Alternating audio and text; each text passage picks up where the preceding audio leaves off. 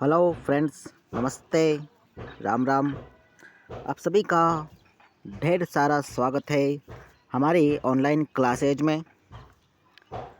हम राजस्थान के नए ज़िलों के अंतर्गत शाहपुरा ज़िले के बारे में पढ़ रहे हैं और शाहपुरा ज़िले के बारे में हमने काफ़ी फैक्ट देख लिए हैं। आज हम शाहपुरा ज़िले के बारे में अन्य कौन कौन सी जानकारियाँ हैं उनके बारे में देखेंगे।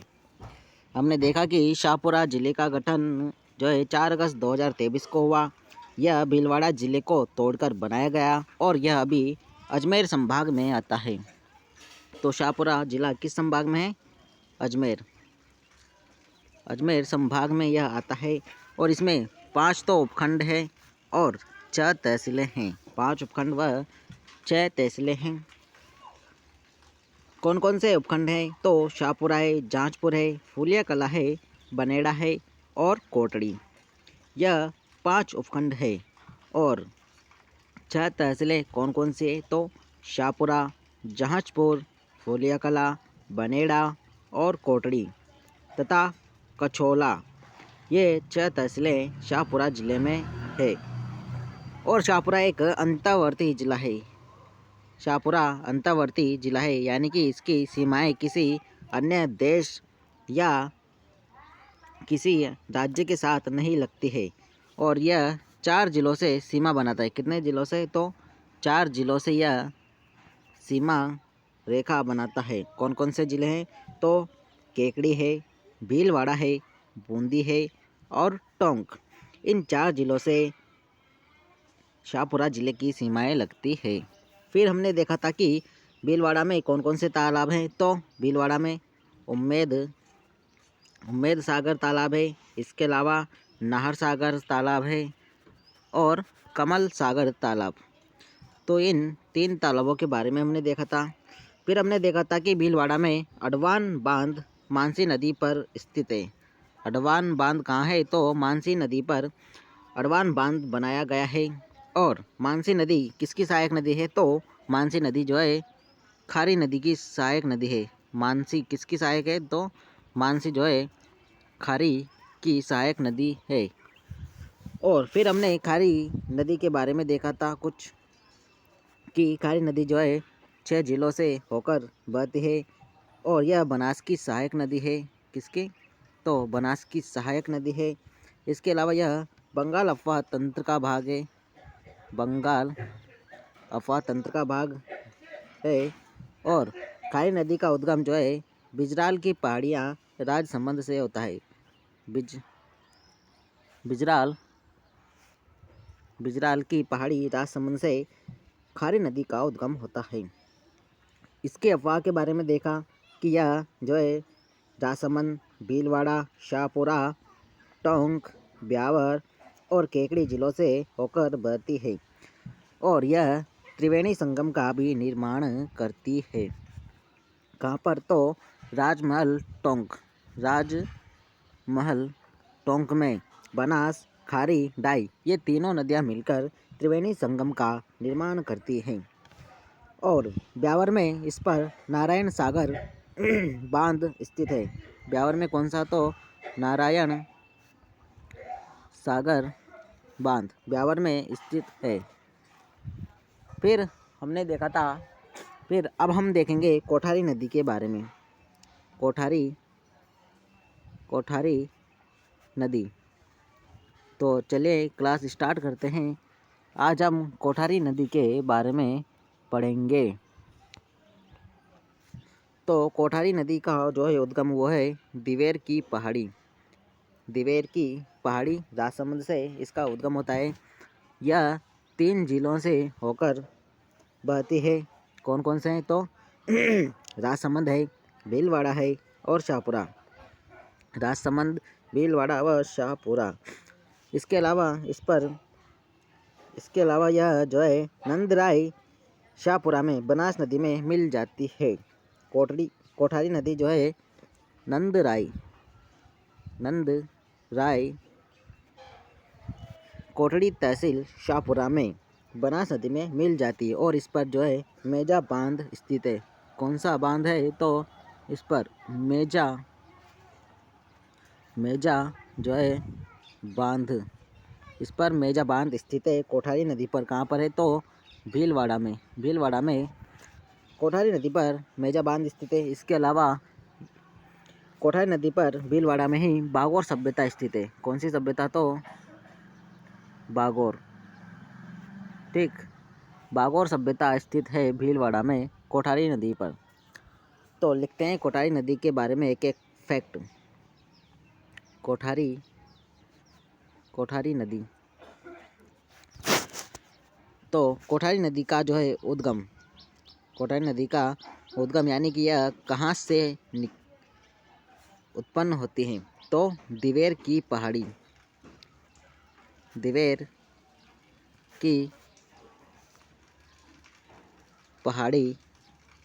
कहाँ है दिवेर की पहाड़ी है तो राजसमंद, दिवेर की पहाड़ी राजसमंद से यह इसका उद्गम होता है और यह 3 जिलों से होकर प्रवाहित होती है। कितने जिलों से तो 3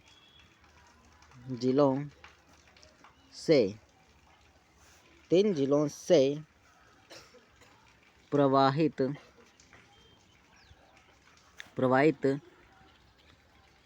होती है। कौन कौन से जिले हैं 3 तो राजसमंद,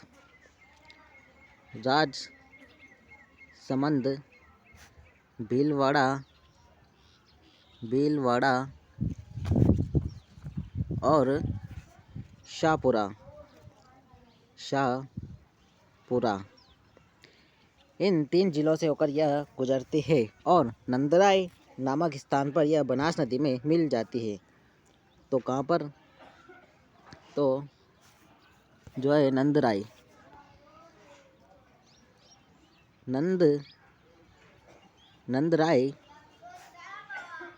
कहाँ है तो कोटड़ी तहसील शाहपुरा, कोटड़ी तहसील शाहपुरा में बनास नदी में मिल जाती है।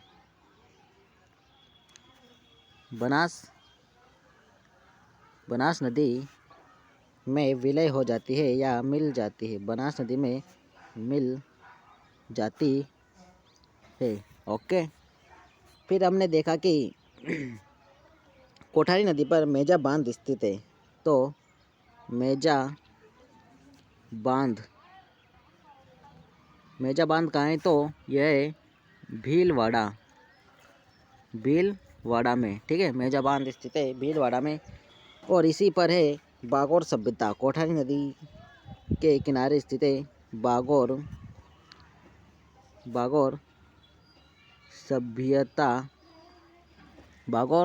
सभ्यता। कहाँ है बागोर सभ्यता तो यह भी है भीलवाड़ा में।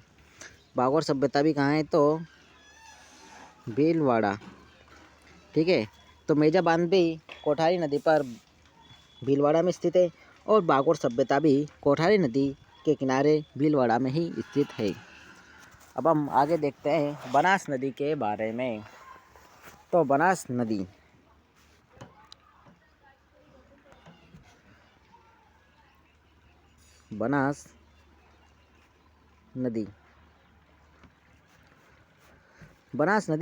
का उद्गम,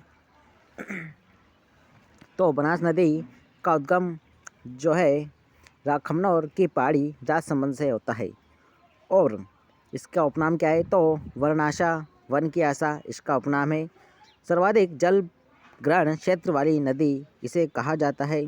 सर्वाधिक जल प्रपात वाली नदी है यह। और चंबल की सबसे लंबी सहायक नदी, पूछा जाए कि चंबल की सबसे लंबी सहायक नदी कौन सी है तो बनास नदी। इसके अलावा पूर्णतः राजस्थान में प्रवाहित होने वाली सबसे लंबी नदी कौन सी है तो बनास नदी। और किन किन जिलों से होकर बनास नदी गुजरती है तो राजसमंद, इसके अलावा चित्तौड़, भीलवाड़ा, शाहपुरा, केकड़ी, टोंक, सवाई माधोपुर, इन 7 जिलों से होकर यह प्रवाहित होती है। और रामेश्वर, सवाई माधोपुर में यह चंबल में मिल जाती है। बनास नदी पर नंदसमंद बांध स्थित है, जिसे राजसमंद की जीवन रेखा कहा जाता है। नंदसमंद बांध राजसमंद में ही स्थित है। इसके अलावा बीसलपुर बांध जो है देवली टोंक में स्थित है। बीसलपुर बांध देवली टोंक में स्थित है और इशरदा बांध जो है सवाई माधोपुर में स्थित है। ठीक है, तो लिखते हैं इसके बारे में कि बनास नदी का उपनाम, बनास नदी का उपनाम क्या है, तो वर्णाशा वन की आशा, वर्णाशा वन की आशा, वन की आशा। इसके अलावा यह कहाँ से निकलती है, तो इसका उद्गम खमनौर की पहाड़ी राजसमंद, खमनौर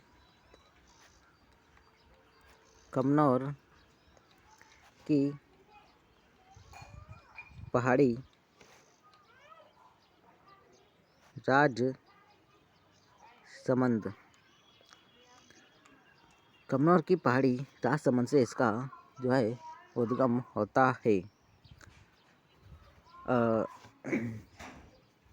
और सर्वाधिक जल ग्रहण क्षेत्र वाली नदी कौन सी है, तो बनास नदी। पूछा जाए कि सर्वाधिक जल ग्रहण क्षेत्र वाली नदी,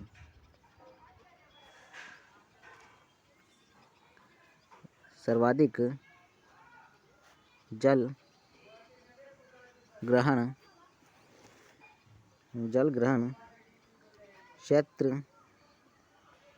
क्षेत्र वाली नदी कौन सी है, तो बनास। सर्वाधिक जल ग्रहण क्षेत्र वाली नदी कौन सी है, तो वो है बनास। इसके अलावा सर्वाधिक जल प्रपात किस नदी पर है, तो बनास नदी पर। सर्वाधिक जल प्रपात किस नदी पर है, सर्वाधिक जल प्रपात, तो बनास नदी पर सर्वाधिक जल प्रपात स्थित है। ठीक है, इसके अलावा चंबल की सबसे लंबी सहायक नदी कौन सी है, तो बनास नदी। चंबल की सबसे लंबी सहायक नदी, चंबल की सबसे लंबी सहायक नदी कौन सी है, तो वो है बनास। ठीक है, बनास नदी चंबल की सबसे लंबी सहायक नदी है। इसके अलावा पूर्णतः राजस्थान में प्रवाहित होने वाली सबसे लंबी नदी, तो पूर्णतः राजस्थान में प्रवाहित होने वाली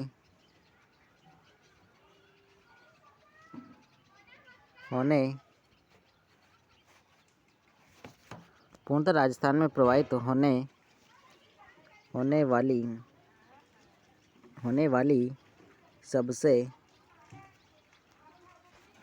सबसे लंबी नदी कौन सी है, तो वह है बनास नदी। और किन किन जिलों से होकर यह नदी गुजरती है, तो जिले 7 जिलों से होकर यह गुजरती है। 7 जिलों से होकर यह प्रवाहित होती है। कौन कौन से जिले हैं, तो नंबर 1 है राजसमंद, कमनौर की पहाड़ी से यह इसका उद्गम होता है, तो राजसमंद। फिर चित्तौड़, भीलवाड़ा, शाहपुरा,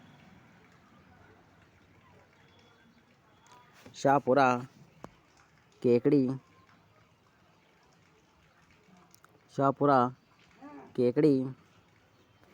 टोंक, सवाई माधोपुर। टोंक और सवाई माधोपुर।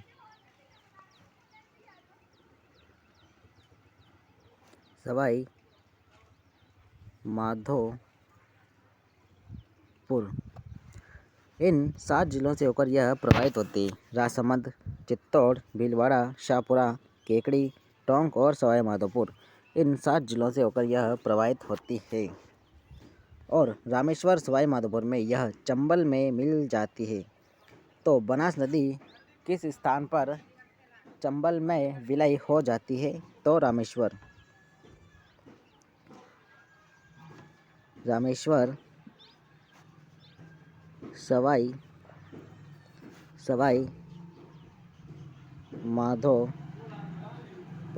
माधोपुर में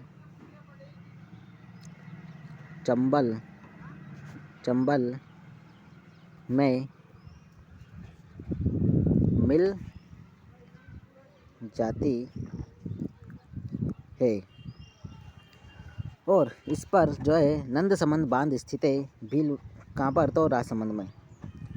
तो बनास नदी पर प्रमुख बांध नंदसमंद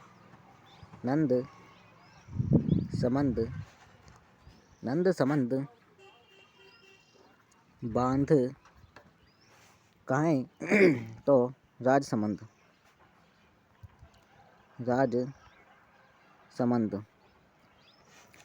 और इसे राजसमंद की जीवन रेखा कहा जाता है।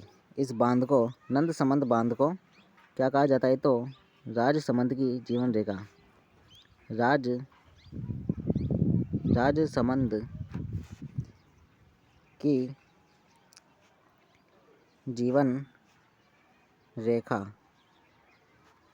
राजसमंद की जीवन रेखा कहा जाता है। इसके अलावा इस पर बीसलपुर बांध भी स्थित है, जो कि देवली टोंक में है। बीसलपुर बांध कहाँ है? बीसलपुर बांध तो देवली टोंक में बीसलपुर बांध है। और इसरदा बांध सवाई माधोपुर में स्थित है। बनास नदी पर इसरदा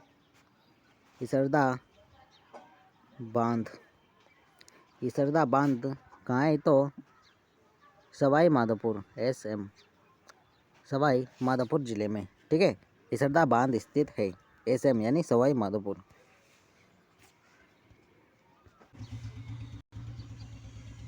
तो अब हम शाहपुरा के ऐतिहासिक स्वरूप के बारे में पढ़ते हैं। शाहपुरा का इतिहास के संबंध में क्या महत्व है? तो शाहपुरा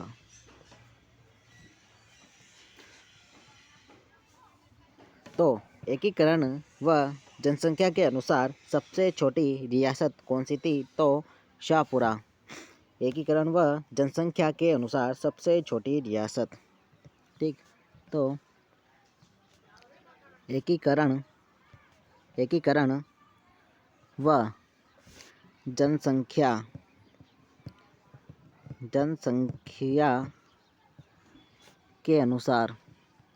जनसंख्या के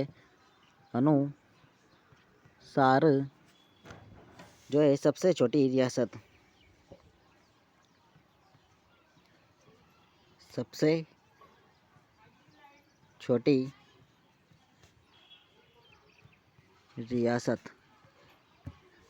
इसके अलावा सर्वप्रथम उत्तरदायी शासन की स्थापना कहाँ हुई? तो शाहपुरा में। राजस्थान में सर्वप्रथम उत्तरदायी शासन की स्थापना किस रियासत में हुई? तो शाहपुरा रियासत में, ठीक है। तो राजस्थान में सर्वप्रथम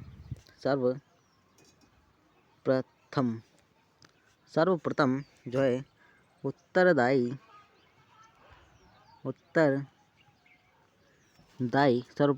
उत्तरदायी शासन की स्थापना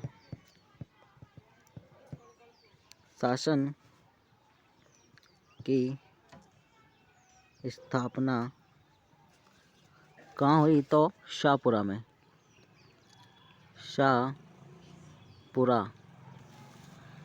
शाहपुरा जिले में। और शाहपुरा को एकीकरण के दूसरे चरण में राजस्थान में मिलाया गया तो एकीकरण के दूसरे चरण में शामिल हुई। शाहपुरा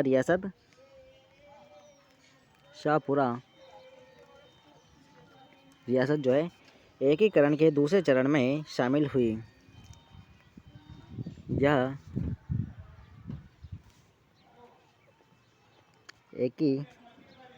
एकीकरण के दूसरे चरण में शामिल हुई। शाहपुरा रियासत राजस्थान में एकीकरण के दूसरे चरण में शामिल हुई। एकीकरण का दूसरा चरण कब हुआ तो 25 मार्च 1948।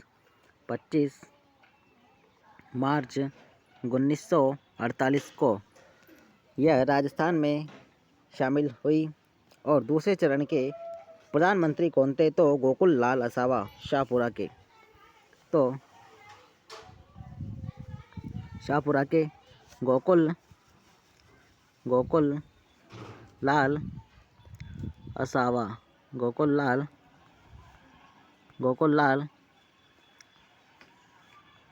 असावा कहाँ के तो शाहपुरा के। और यह दूसरे चरण के पीएम थे। दूसरे चरण के प्रधानमंत्री पीएम प्रधानमंत्री थे। दूसरे चरण के प्रधानमंत्री थे। इसके अलावा शाहपुरा प्रजामंडल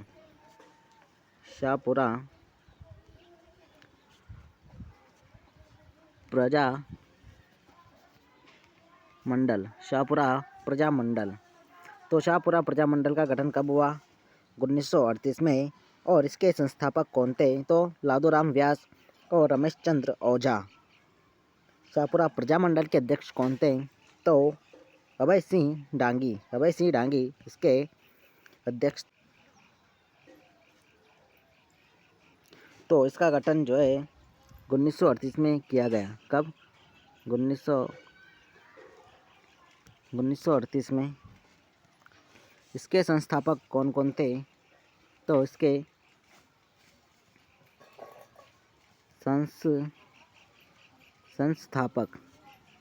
संस्थापक है लादूराम व्यास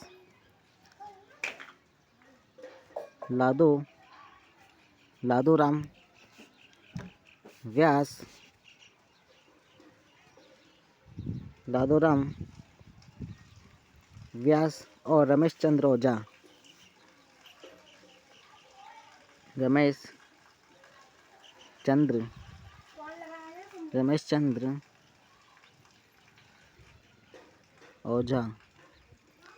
रमेश चंद्र ओझा। और इसके अध्यक्ष जो है अभय सिंह डांगी। अभय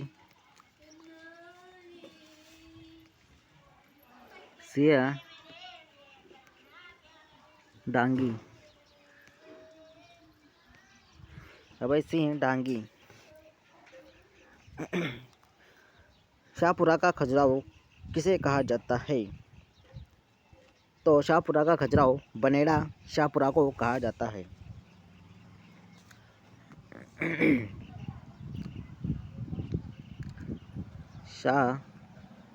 शाहपुरा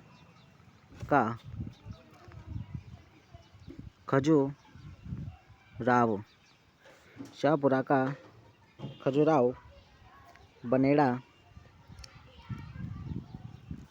शाहपुरा एक दर्शनीय स्थल है जो कि एमपी में पड़ता है। एमपी में है। और हाड़ौती का खजुराहो किसे कहा जाता है तो भंडरेवरा को हाड़ौती का खजुराहो कहा जाता है। और शाहपुरा का खजुराहो तो बनेड़ा को कहा जाता है। ओके। इसके अलावा फड़ कहाँ की प्रसिद्ध है तो फड़ भीलवाड़ा जिले की प्रसिद्ध थी क्योंकि शाहपुरा भीलवाड़ा के अंतर्गत आता था। परंतु अब शाहपुरा स्वयं एक जिला बन गया है, तो अब फड़ शाहपुरा जिले की प्रसिद्ध होगी। ठीक है, तो फड़ यह जो है शाहपुरा शाहपुरा की फड़ जो है शाहपुरा की प्रसिद्ध है। शाहपुरा जिले की फड़ जो है प्रसिद्ध है। और शाहपुरा में तो शाहपुरा में जोशी परिवार फड़ का गायन करता है। कौन सा परिवार? तो शाहपुरा का जो है जोशी परिवार, शाहपुरा का जोशी परिवार फड़ का गायन करता है। और श्रीलाल जोशी ने फड़ को अंतर्राष्ट्रीय स्तर पर प्रसिद्धि दिलाई। श्री लाल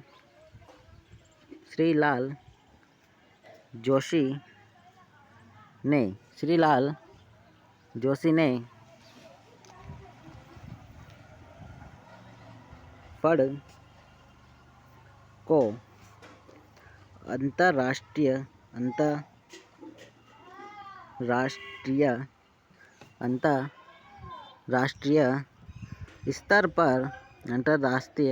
स्तर पर प्रसिद्धि दिलाई।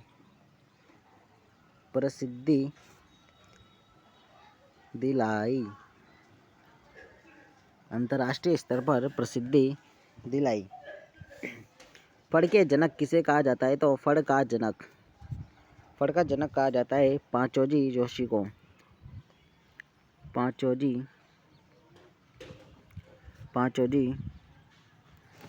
जोशी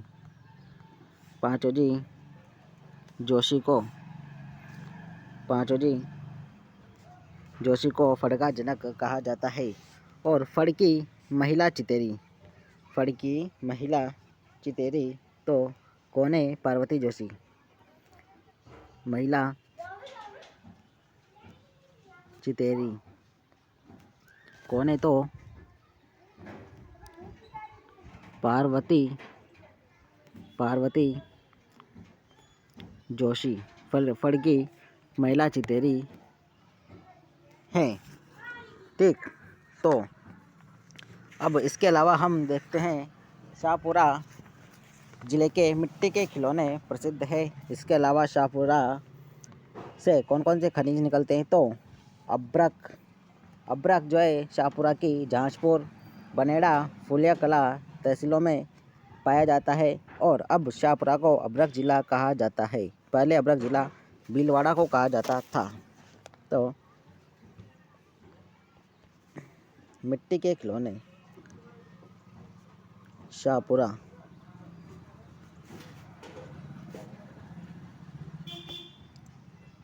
शाहपुरा के मिट्टी के खिलौनों के लिए प्रसिद्ध। शाहपुरा मिट्टी के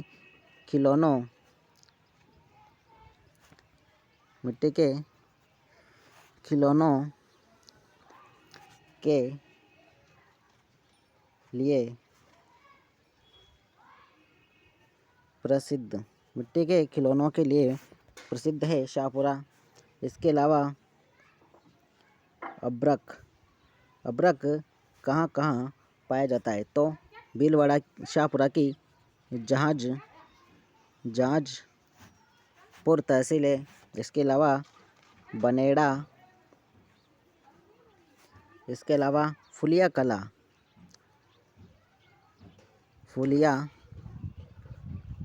कला इन जगह अब्रक पाया जाता है। और अब अब्रक जिला किसे कहा जाता है? तो शाहपुरा को अब्रक जिला कहा जाता है।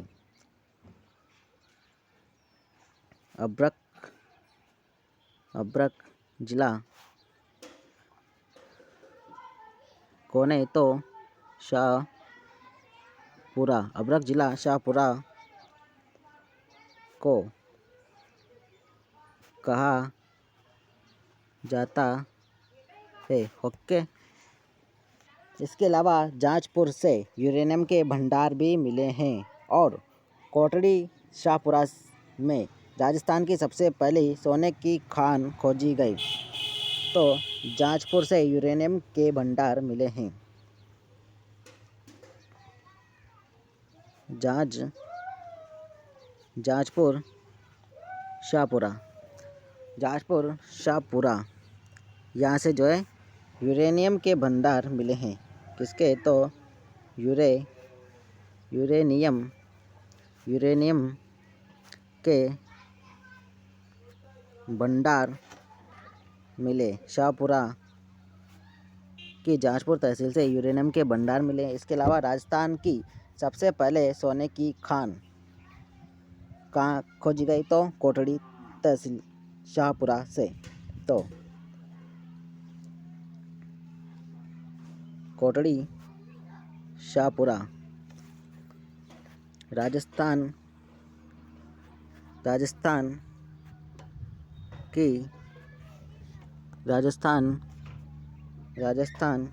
की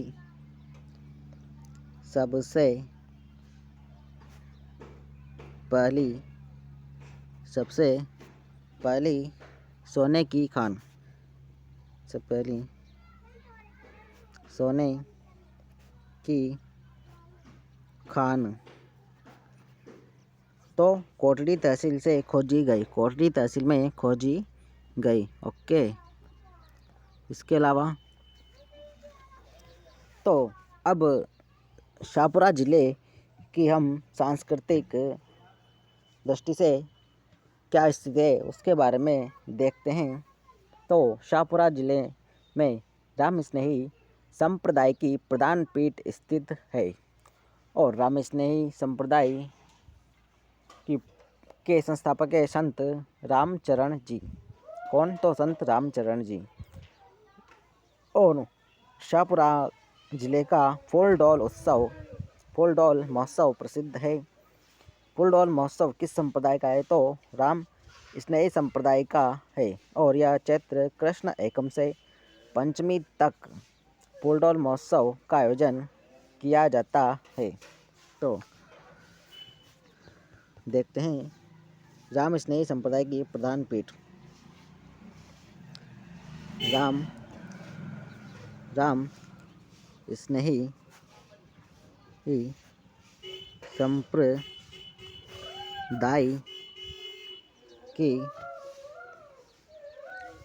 प्रधान पीठ, राम स्नेही संप्रदाय की प्रधान पीठ जो है शाहपुरा ज़िले में है। और इसके शाहपुरा राम स्नेही संप्रदाय के संस्थापक तो कौन है? संत रामचरण जी। संस्थापक राम स्नेही संप्रदाय के संस्थापक कौन है? तो संत रामचरण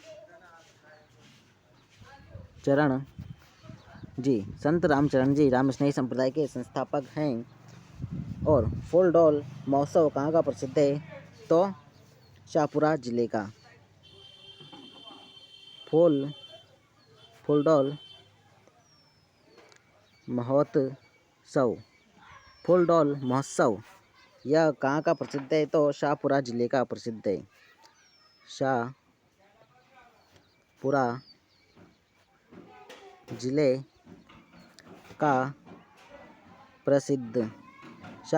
का प्रसिद्ध है। और यह किस संप्रदाय का महोत्सव है? तो राम स्नेही संप्रदाय का।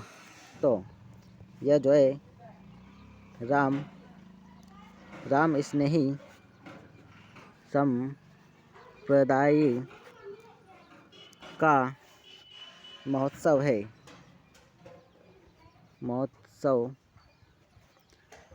इसके अलावा यह कब से कब तक इसका आयोजन किया जाता है? तो इसका आयोजन जो है चैत्र कृष्ण एकम से और पंचमी तक। चैत्र कृष्ण एकम से चैत्र कृष्ण जो है एकम से पंचमी तक। चैत्र कृष्ण एकम से और पंचमी तक इस महोत्सव का आयोजन किया जाता है। ठीक है इतना। अब आगे देखते हैं हम शाहपुरा के बारहट परिवार के बारे में। शाहपुरा के बारठ परिवार के बारे में, जिनका ऐतिहासिक दृष्टि से काफ़ी महत्व है। तो बारठ परिवार, बारहट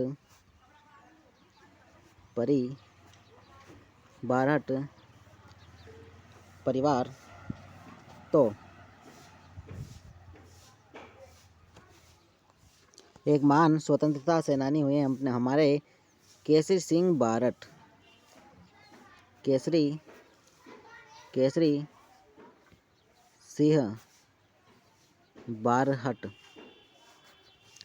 केसरी सिंह बारठ ने वीर भारत सभा की स्थापना 1910 में कोटा में की थी। तो केसरी सिंह बारठ ने 1910 में वीर भारत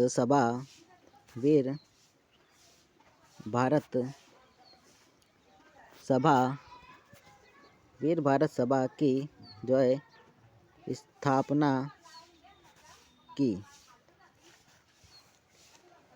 इसके अलावा कोटा में सशस्त्र क्रांति की जिम्मेदारी केसरी सिंह बारठ को सौंपी गई।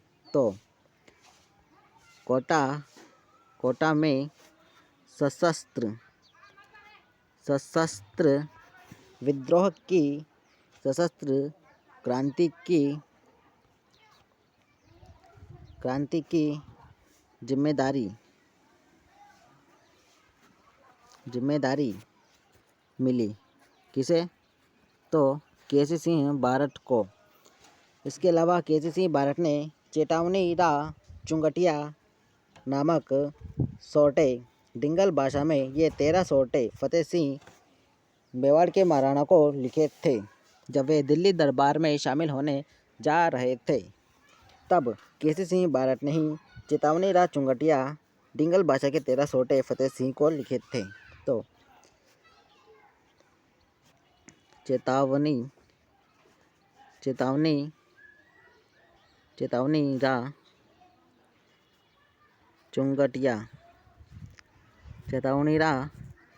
चुंगटिया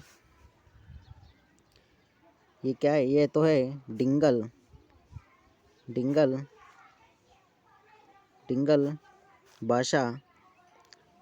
भाषा में 13 सोरठे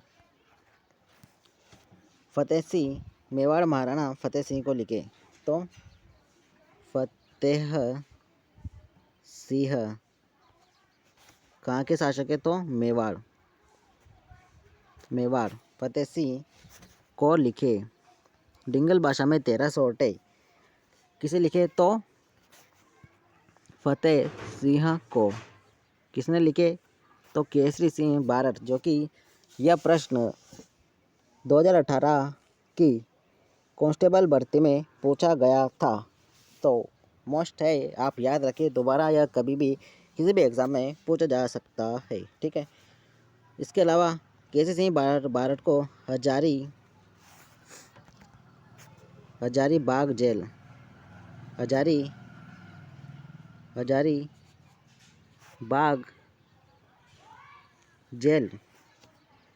भेजा गया। इन्हें पकड़कर हजारीबाग जेल भेज दिया गया।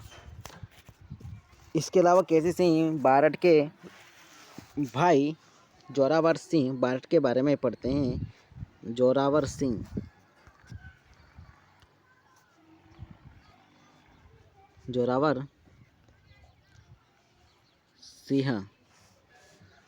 तो होर्डिंग बम कांड इन्होंने किया।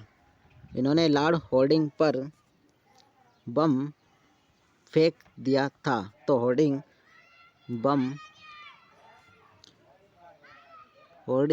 कांड किया।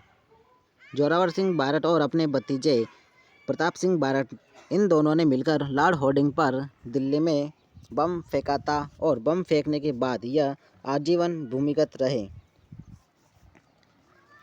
इसके अलावा प्रताप सिंह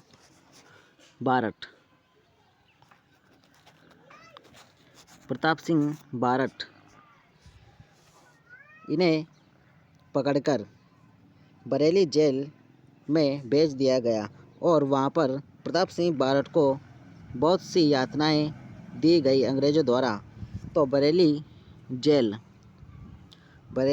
जेल भेज दिया गया और अंग्रेज़ों ने कहा कि आपकी माँ आपको रो रही है, आपके लिए रो रही है।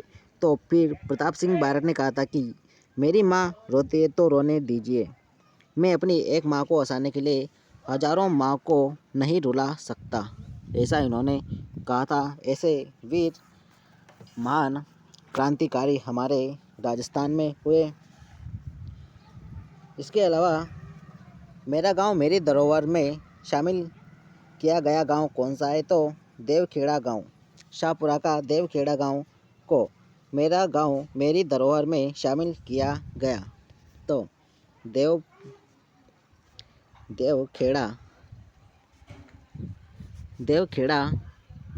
गांव कहाँ है ये देवखेड़ा गांव? तो यह है शाहपुरा में, ठीक है, ऐसे यानी शाहपुरा में। और इसे मेरा गांव मेरी धरोहर, मेरा गांव मेरी धरोहर, मेरा गांव मेरी धरोहर में शामिल किया गया। मेरा गांव मेरी धरोहर में इन्हें शामिल किया गया। इसके अलावा केसी सिंह की हवेली जो है शाहपुरा ज़िले में ही स्थित है और केसी सिंह बारठ का पैनोरमा भी शाहपुरा ज़िले में ही स्थित है। तो केसरी सिंह बारठ की हवेली, केसरी सिंह बारठ की हवेली व पैनोरमा कहाँ है?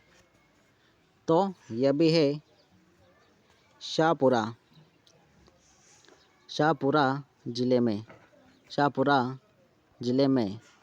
स्थित है। केसी सिंह बारठ की हवेली व पैनोरमा कहाँ स्थित है? तो शाहपुरा ज़िले में। इसके अलावा चिमना बावड़ी भी शाहपुरा ज़िले में स्थित है, जिसका निर्माण महाराजा उम्मेद सिंह द्वारा करवाया गया।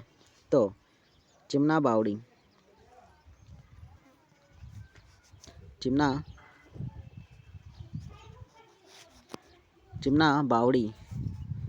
कहाँ है यह? तो यह है शाहपुरा ज़िले में स्थित है और इसका निर्माण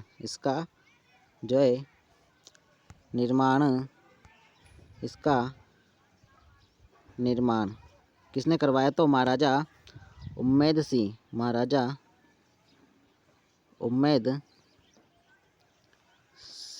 ने इसका निर्माण करवाया। महाराजा उम्मेद सिंह ने इसका निर्माण करवाया। इसके अलावा त्रिमूर्ति स्मारक कहाँ स्थित है? तो शाहपुरा ज़िले में। त्रिमूर्ति स्मारक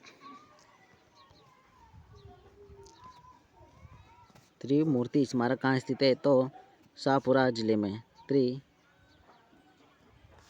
त्रिमूर्ति स्मारक कहाँ स्थित है? तो शाहपुरा ज़िले में। त्रिमूर्ति स्मारक किस किस के हैं? तो केसी सिंह बारठ, प्रताप सिंह बारठ और जोरावर सिंह बारठ। इसके अलावा शहीद मेला जो कि 23 दिसंबर को लगता है, किसकी याद में? तो चौधरी चरण सिंह की याद में इस दिन ही किसान दिवस मनाया जाता है। तो शहीद मेला भी शाहपुरा में लगता है। शहीद मेला कहाँ का प्रसिद्ध है? तो शाहपुरा, ठीक। इसके अलावा सरदार निवास महल कहाँ है? तो बनेड़ा में। सरदार निवास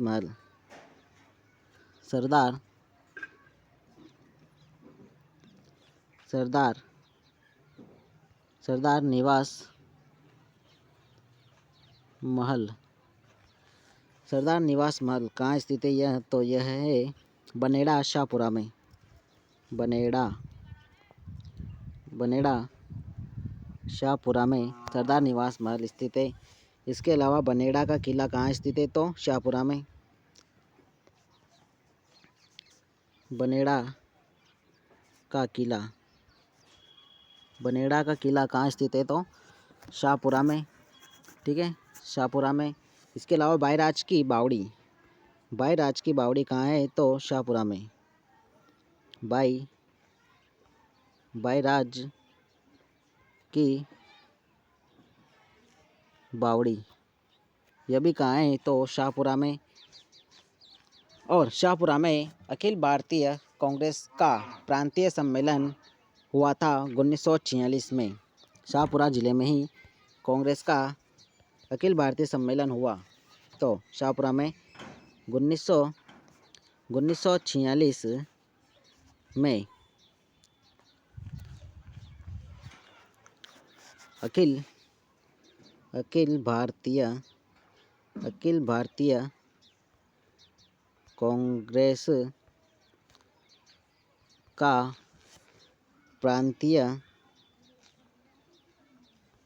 प्रांतीय सम्मेलन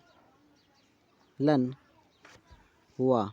शाहपुरा में 1946 में कांग्रेस का अखिल भारतीय सम्मेलन हुआ। इसके अलावा जाजपुर शाहपुरा में अर्जुन ने सर्प यज्ञ किया और जाजपुर में ही सर्वेश्वर नाथ मंदिर स्थित है। तो जाजपुर शाहपुरा, जाजपुर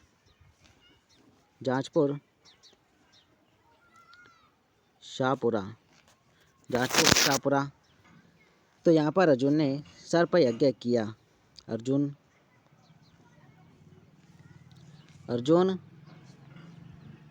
ने जो है सर्प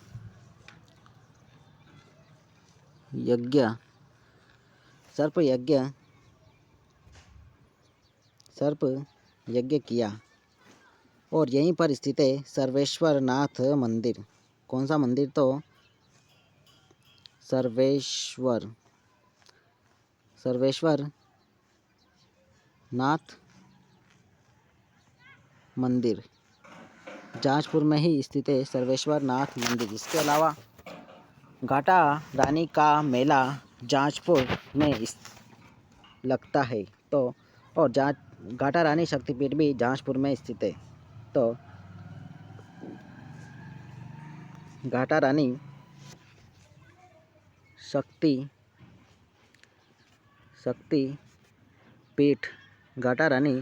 शक्तिपीठ व मेला कहाँ लगता है? यह तो जाजपुर शाहपुरा में। जाजपुर शाहपुरा, ठीक है, जाजपुर शाहपुरा में यह मेला लगता है। इसके अलावा फुलिया कला कहाँ है? तो शाहपुरा में। फुलिया कला कहाँ है? तो शाहपुरा। फुलिया कला कहाँ है? तो शाहपुरा। धानेश्वर, जिसे छोटा पुष्कर कहा जाता है, धानेश्वर शाहपुरा को छोटा पुष्कर कहा जाता है। छोटा पुष्कर कहा जाता है। इसके अलावा शाहपुरा में आर्य समाज की तपोभूमि किसे कहा जाता है? तो शाहपुरा को आर्य समाज की तपोभूमि कहा जाता है। और स्वास्तिक जैन मंदिर भी कहाँ स्थित है? तो शाहपुरा में स्वास्तिक जैन मंदिर स्थित है। आर्य समाज की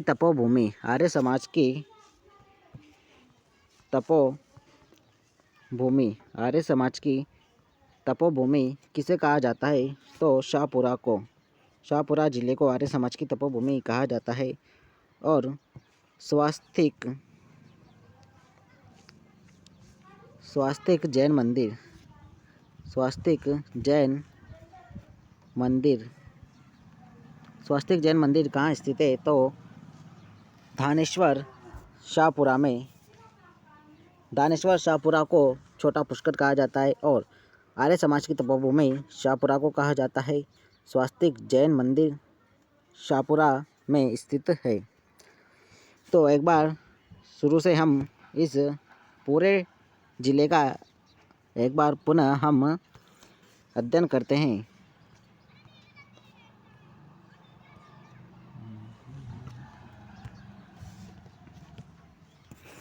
तो आज हम शाहपुरा ज़िले के बारे में पढ़ रहे हैं और शाहपुरा ज़िले में कौन कौन सी तहसीलें हैं? तो फूलिया कला है,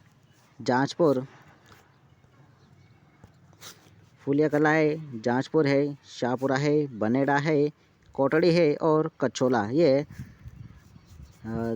6 तहसीलें शाहपुरा ज़िले में स्थित है। फिर हमने देखा कि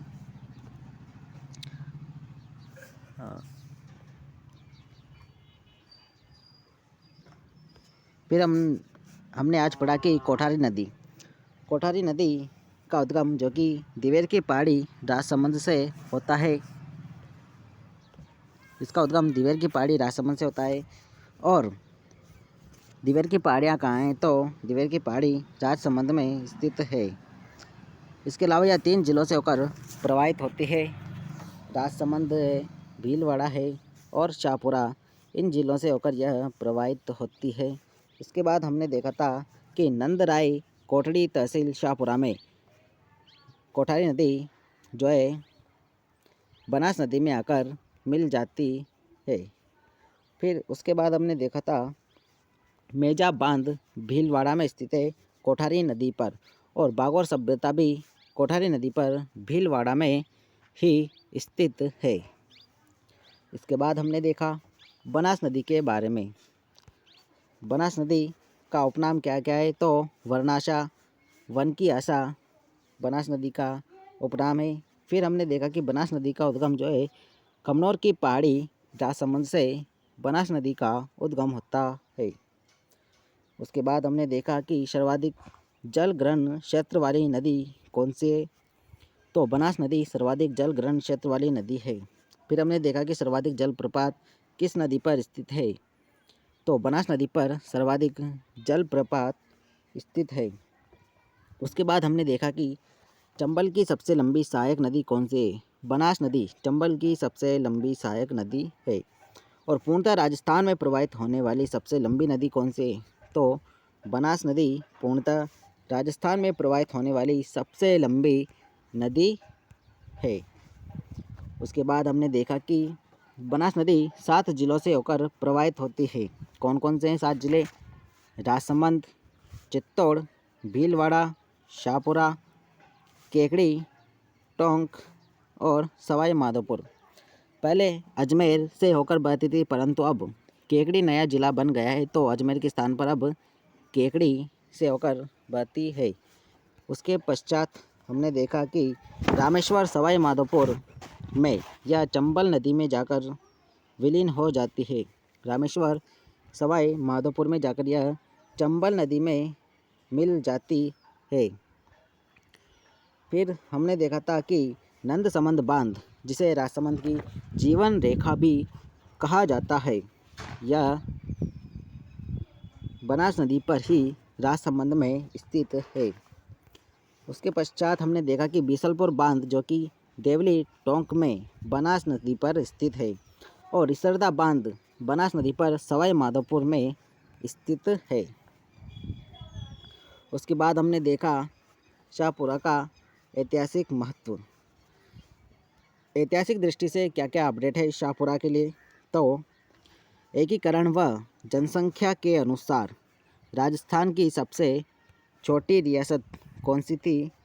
तो शाहपुरा यह एकीकरण व जनसंख्या के अनुसार राजस्थान की सबसे छोटी रियासत थी। और यह एकीकरण के दूसरे चरण में इसे राजस्थान में शामिल किया गया। एकीकरण के दूसरे चरण में एकीकरण का दूसरा चरण 25 मार्च 1948 को हुआ। 25 मार्च 1948 को एकीकरण का दूसरा चरण किया गया, जिसमें शाहपुरा रियासत को राजस्थान में शामिल किया गया। इसके अलावा गोकुल लाल असावा, जो कि शाहपुरा जिले के थे, इन्हें दूसरे चरण का प्रधानमंत्री बनाया गया। दूसरे चरण का प्रधानमंत्री बनाया गया। फिर हमने देखा कि शाहपुरा प्रजामंडल की स्थापना 1938 में की गई और इसके संस्थापक थे लादूराम व्यास और रमेश चंद्र ओझा। लादूराम व्यास एंड रमेश चंद्र ओझा शाहपुरा प्रजामंडल के संस्थापक थे। उसके बाद हमने देखा कि शाहपुरा प्रजामंडल के अध्यक्ष अभय सिंह डांगी को बनाया गया। शाहपुरा का खजुराहो किसे कहा जाता है? तो बनेड़ा को। बनेड़ा को शाहपुरा का खजुराहो कहा जाता है। फिर हमने देखा कि शाहपुरा जिले की फड़ प्रसिद्ध है और शाहपुरा का जोशी परिवार इसमें कार्यरत है। इसमें हमने देखा कि श्रीलाल जोशी ने फड़ को अंतर्राष्ट्रीय स्तर पर प्रसिद्धि दिलाई। किसने? तो श्रीलाल जोशी ने। और फड़ के जनक किसे कहा जाता है? तो पाचोजी जोशी को। और फड़ की महिला चितेरी किसे कहा जाता है? तो पार्वती जोशी। पार्वती जोशी को फड़ की महिला चितेरी कहा जाता है। फिर हमने देखा कि शाहपुरा के मिट्टी के खिलौने के लिए प्रसिद्ध है। शाहपुरा मिट्टी के खिलौनों के लिए प्रसिद्ध है। फिर हमने देखा कि अब्रक खनिज, जो कि जांजपुर है, बनेड़ा है, फूलिया कला है, इन तहसीलों में अब्रक पाया जाता है। और अब अब्रक जिला किसे कहा जाता है? तो शाहपुरा को अब अब्रक जिला कहा जाता है। पहले अब्रक जिला भीलवाड़ा को कहा जाता था, क्योंकि शाहपुरा भीलवाड़ा जिले के अंतर्गत आता था, परंतु अब अब्रक जिला शाहपुरा को कहा जाता है। इसके अलावा हमने देखा कि जाजपुर शाहपुरा से यूरेनियम के भंडार मिले हैं। यूरेनियम के भंडार कहाँ मिले हैं? तो जाजपुर शाहपुरा में यूरेनियम के भंडार भी मिले हैं। इसके अलावा कोटड़ी तहसील शाहपुरा से राजस्थान की सबसे पहले सोने की खान खोजी गई। कोटड़ी तहसील से राजस्थान की सबसे पहली सोने की खान खोजी गई। इसके पश्चात हमने देखा कि रामस्नेही संप्रदाय की प्रधान पीठ, रामस्नेही संप्रदाय की प्रधान पीठ कहाँ है? तो शाहपुरा में। रामस्नेही संप्रदाय की प्रधान पीठ शाहपुरा जिले में स्थित है। रामस्नेही संप्रदाय के संस्थापक है संत रामचरण जी। संत रामचरण जी। फिर हमने देखा कि फूलडोल महोत्सव कहाँ का प्रसिद्ध है? तो शाहपुरा जिले का फूलडोल महोत्सव प्रसिद्ध है। इसके अलावा फिर हमने देखा कि रामस्नेही संप्रदाय फूलडोल महोत्सव रामस्नेही संप्रदाय का महोत्सव है और यह चैत्र कृष्ण एकम से पंचमी तक इसका आयोजन किया जाता है। चैत्र कृष्ण एकम से और पंचमी तक फूलडोल महोत्सव का जो है आयोजन शाहपुरा जिले में किया जाता है। फिर हमने देखा कि शाहपुरा का बारठ परिवार, जिसमें केसी सिंह बारठ ने 1910 में, कब? तो 1910 में वीर भारत सभा की स्थापना की। वीर भारत सभा की स्थापना की और कोटा में सशस्त्र क्रांति की जिम्मेदारी किन्हें सौंपी गई? तो केसी सिंह बारठ को कोटा में सशस्त्र क्रांति की जिम्मेदारी सौंपी गई।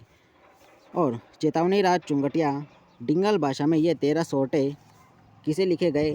तो फतेह सिंह को, क्योंकि वे दिल्ली दरबार में जब जा रहे थे तो दिल्ली दरबार में जाने से रोकने के लिए केसी सिंह बारठ ने फतेह सिंह मेवाड़ के महाराणा को यह 13 सोटे लिखे थे। इसके अलावा केसी सिंह बारठ को हजारीबाग जेल भेज दिया गया।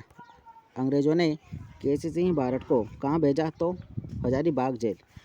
फिर हमने देखा कि केसी सिंह बारठ के भाई जोरावर सिंह बारठ, इन्होंने दिल्ली में लॉर्ड होर्डिंग पर बम फेंका था। जोरावर सिंह बारठ और प्रताप सिंह बारठ, इन दोनों ने मिलकर ही लॉर्ड होर्डिंग पर बम फेंक दिया था।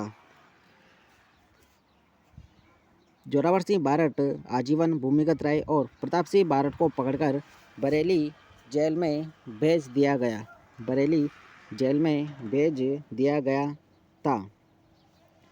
देवखेड़ा गांव को मेरा गांव मेरी धरोहर में शामिल किया गया। किसे? तो देवखेड़ा गांव को मेरा गांव मेरी धरोहर में शामिल किया गया। केसी सिंह बारठ की हवेली और पैनोरमा कहाँ है? तो शाहपुरा ज़िले में। केसी सिंह बारठ की हवेली और पैनोरमा जो है शाहपुरा ज़िले में स्थित है। इसके अलावा चिमना बावड़ी भी शाहपुरा ज़िले में स्थित है। चिमना बावड़ी का निर्माण किसने करवाया? तो उम्मेद सिंह, महाराजा उम्मेद सिंह ने चिमना बावड़ी का निर्माण करवाया। इसके बाद हमने देखा था कि शाहपुरा में त्रिमूर्ति स्मारक स्थित है। त्रिमूर्ति स्मारक कहाँ है? तो शाहपुरा ज़िले में। शाहपुरा ज़िले में त्रिमूर्ति स्मारक स्थित है।